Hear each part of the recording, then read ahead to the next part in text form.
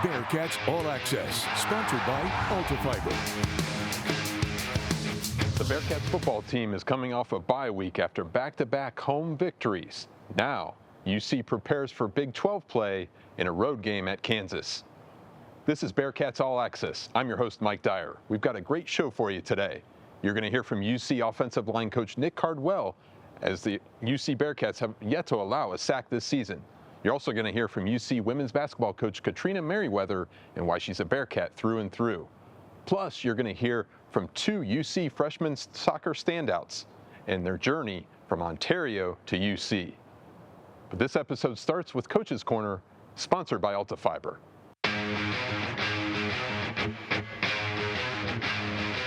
Coach, I know you golf, but you don't golf during the season, so what did you do on your bye week?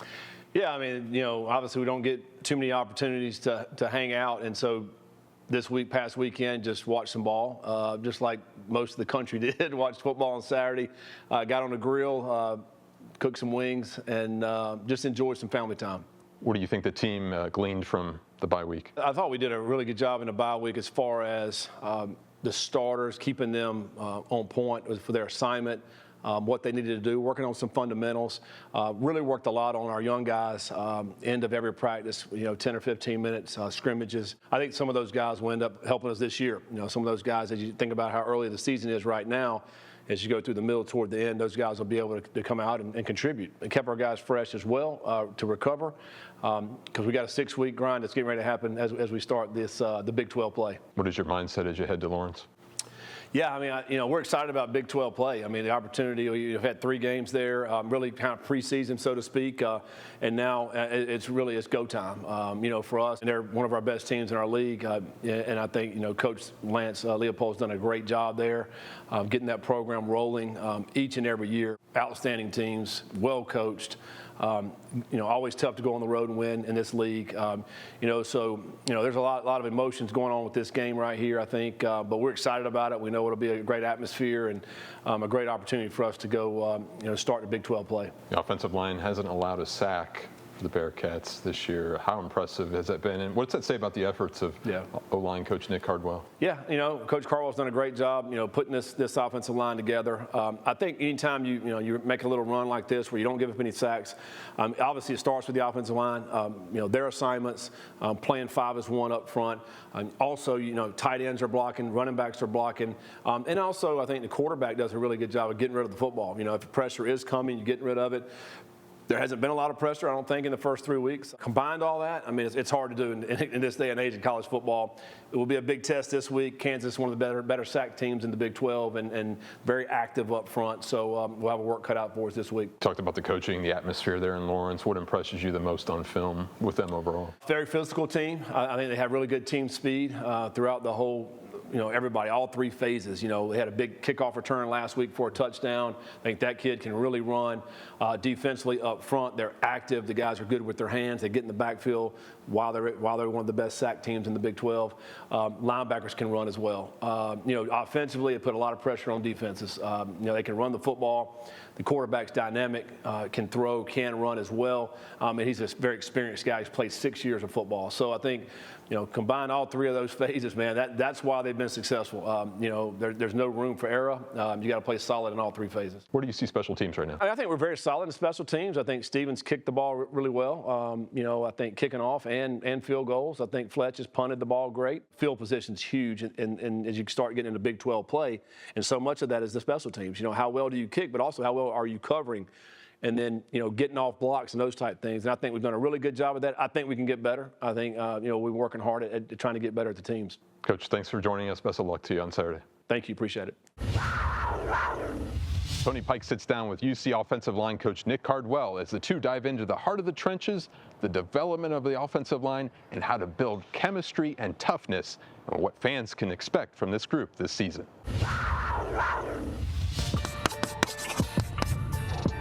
Welcome back. We got another episode here of From the 513, spending some time on the offensive line today with offensive line coach Nick Cardwell. What do you want to see from your offensive line group coming into this season to take that next step? So we got here in 2023, and there's a lot of questions about the offensive line group. You had John Williams, who was a backup or actually gotten benched by the previous staff. You had D'Artagnan Tinsley, who was a backup that showed some promise. You had Gavin, who was a starter. You had Kandra that came with us from Louisville. And you had Dion that came from Kentucky, and a lot of questions. Probably the biggest question was them. And they were so hungry to win and so hungry to execute that I thought they came in and put together a solid season. The next year, in 2024, we had all 5 of those guys back. Makes it easy. You know, they know what you need, and they're all that, and they're connecting well. They've communicated. They've seen all the different fronts, and then you lose 3 or 4 of those guys up front, and so now we're back to trying to teach these guys how to play together and how to communicate. To make that next step is to continue to be more consistent in pass protection. We made a big jump last year to this year, and continue to execute up front when it comes time for us to do with the run game. How much of an addition, or how much does it help to get a Gavin Gerhardt back? Yep. And not only that, but Joe Royer, who plays in a lot of the protection schemes and the blocking schemes for you as well. And at the same time, you bring back one of the best dual threat quarterbacks in the country. Yep. So to have that consistency, maybe not across the O-line as a whole, but to have it in a tight end and to have it in a quarterback and a key member of that offensive line, how much does that help the offense trying to come together as a whole? I think it's huge. I mean, Gavin is an incredible leader. You're seeing Sorsby grow up and continue to lead. You're seeing, and obviously Joe with understanding our system, all that stuff is huge. Gavin holding guys accountable. When you watch us do drills, you know, we're pushing guys to do things in a certain way. But if I'm over here pulling another kid aside and talking to him about something, you'll hear Gavin like, listen, that's not how you do it. This is how we need to do things. And he has seen all these different fronts, and so he can be able to communicate, hey, this is how we're going to handle it up front. And you know, to have Sorsby, and one of the biggest things from 23 to 24 that helped out with protection, our guys did a better job up front, but Sorsby was able to get rid of the ball. Yeah. And that's huge. You know, as a quarterback, get rid of that ball, you'll take care of me. You know, don't take sacks for no good reason. And he's done a good job of that, and so we're excited to have those key pieces on offense back.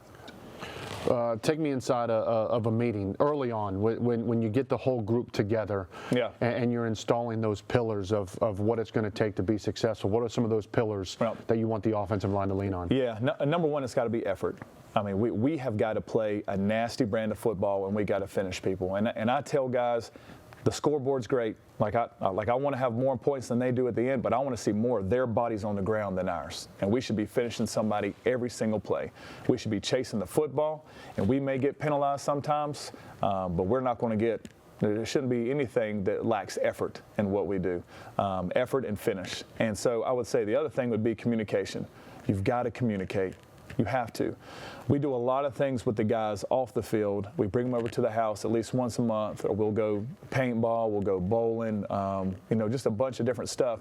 And we do it because we want to build relationships, but it's a great opportunity to see how these guys communicate with each other off the field, right? And see how they can build that relationship, but we've got to be able to communicate up front.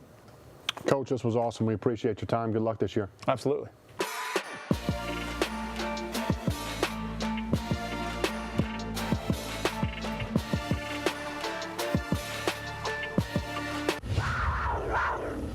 Next on Bearcats All Access, the Gaynor sisters, twin freshman standouts on the UC women's soccer team, the impact they're bringing from Ontario to Clifton.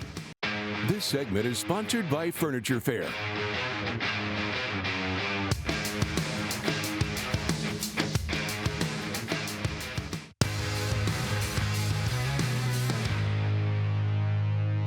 Next up on Bearcats All Access, we sit down and talk with UC freshman star soccer players Brianna and Kayla Gaynor as they talk about their journey from Ontario to the University of Cincinnati, their hope for making an impact here with the Bearcats, and what it's like to compete together as twins. We're the Gaynor twins, and you're watching Disney Channel.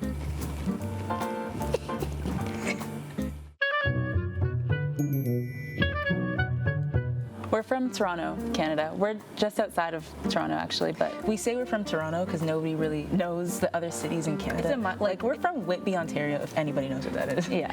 But so we just say Toronto. It's 40 minutes from the city. Yeah. I think think like obviously internationally, like, you know, going from Canada to America, there's going to be like a pretty big culture shock. But like I think like since we've had each other, like I think it's been better, you know, navigating the city and everything. I think we're adjusting pretty well, especially because we came in July. So we've had a while to like find our feet here. I think we have, and it's been good. So.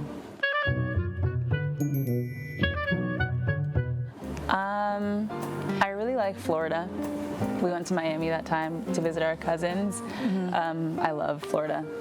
Yeah, I like Florida too, but my favorite state that I've been to is Boston. No, Massachusetts. Yeah. Sorry, but Boston, like, I like the vibe, the people, and now we're best friends out there, so, you know. Yeah. We have an older sister, and she's 2 years older. So we kind of just like all started soccer at the same point in our lives. We started at like 4 years old, and like ever since then we just like kept on playing. And it's always like been, you know, we played track and soccer at the same time, And basketball. And we trickled basketball. through a few different sports, but we always stayed with soccer. Yeah. Like, we started soccer at 4 years old, played it up until like now, but like at like 7 or 8 we played basketball. At 9 we started to run track, and then I guess soccer was one that stood out to us. Yeah, and it's not even like any of like our parents played soccer. Well, I mean, our dad likes to say He dabbled. he dabbled in some soccer. Yeah. But like, you know, he didn't like stick with it. Like he didn't play like He was more post. of a basketball type of guy too. So I don't know. Like, I don't think it was like a family gene, because nobody in Yeah. our family really played soccer. Yeah, but we have like a pretty athletic family. Like our cousins played football. Everybody ran track. Everybody ran track. Our sister played basketball. so. Yeah. But soccer, yeah, it just kind of felt like, I mean, it was right. the most fun at the time. Yeah. And like team sport, I don't know, it just felt right. Yeah.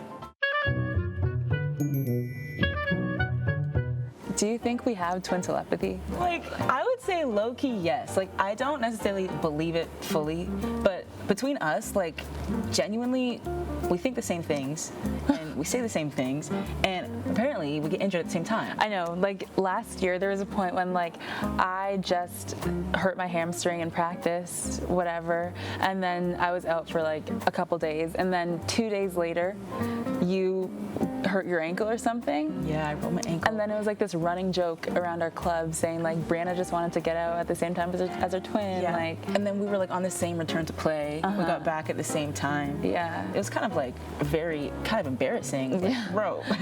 But, you know, I guess it's just telepathy. Yeah. I remember when our parents came down one weekend, we went to the Banks. We went to E&O. Yeah. That restaurant is really good. That's like our favorite like restaurant. But like around here, I feel like we go to Curito a lot. Oh yeah, we're there all the time. We're there all the time. It's like a Mediterranean place. It's good. And then 86, that's where we study, do our work, and then drink some good coffee. Yeah. I'll just say one thing. Okay. Get to Getler and go Bearcats. Okay. Go Bearcats. Coming up on Bearcats All Access, we sit down with safety Trey Gola-Collard as he tells us his journey from Division II football to Bearcats starter. Bearcats All Access, sponsored by Ultifiber. Next up, I sat down with UC senior safety Trey Gola-Collard and his journey from Las Vegas to Cincinnati.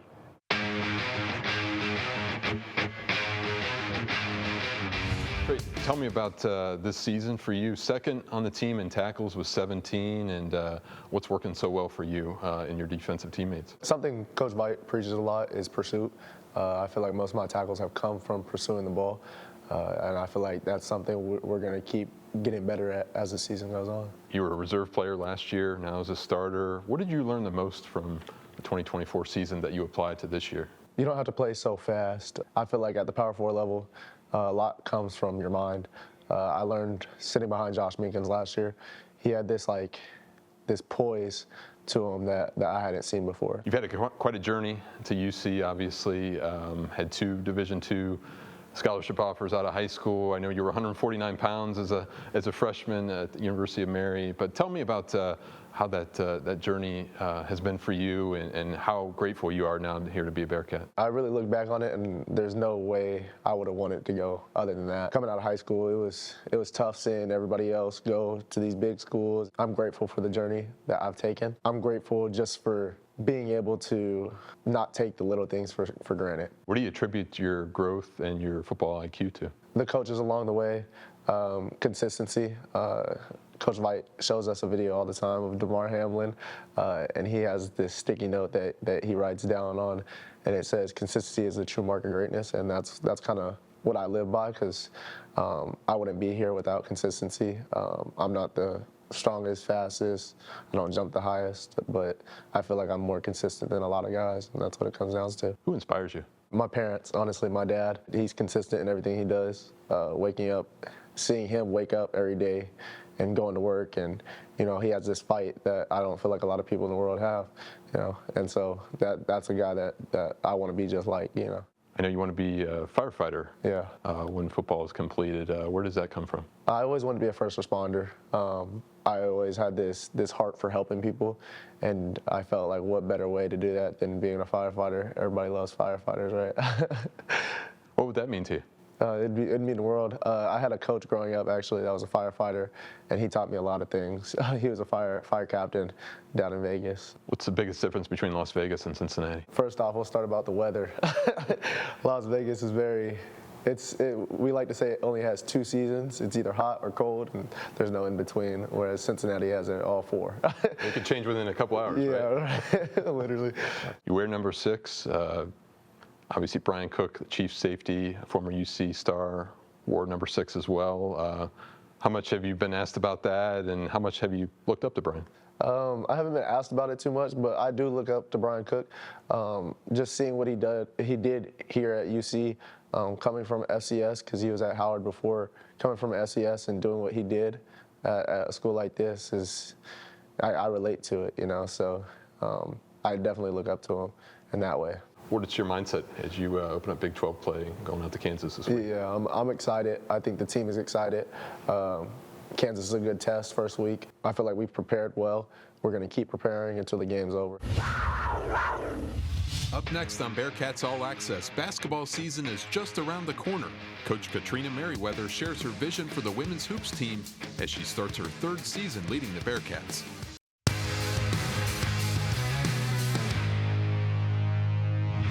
Next up on Bearcats All Access, we sit down with UC women's basketball coach Katrina Merriweather and why she's a Bearcat through and through, her vision for the program, and her journey back to Cincinnati, and what inspires her on and off the court.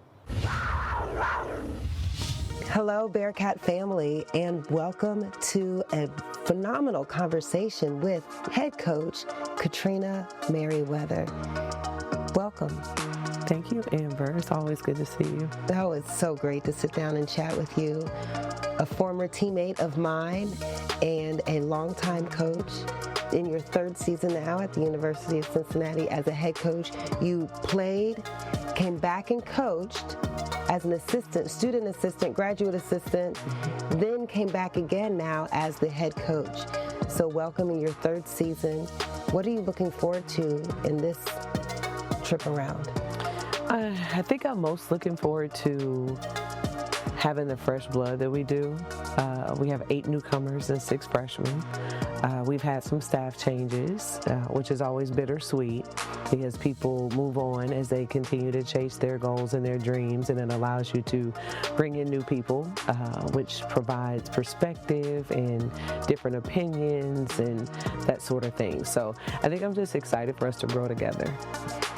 What are some things that you have taken from all the spots you've been along the way that pour into the Coach Merriweather who we get to enjoy? It's the people.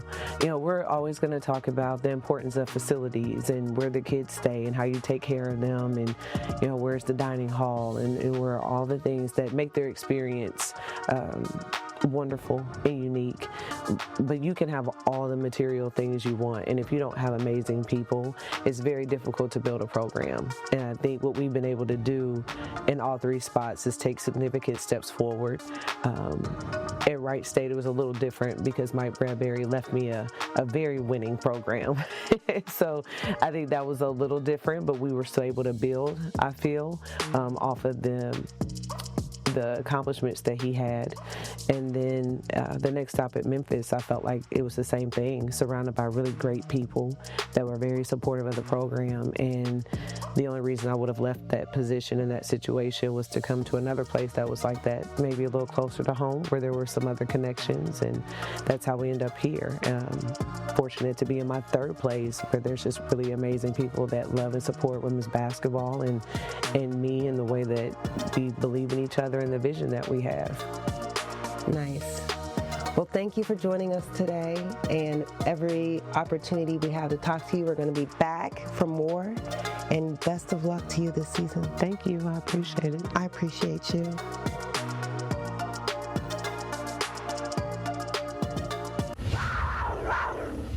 Well, that's about all the time we have for this week's edition of Bearcats All Access. Make sure you tune in every Saturday, 11:30 a.m. on WCPO 9.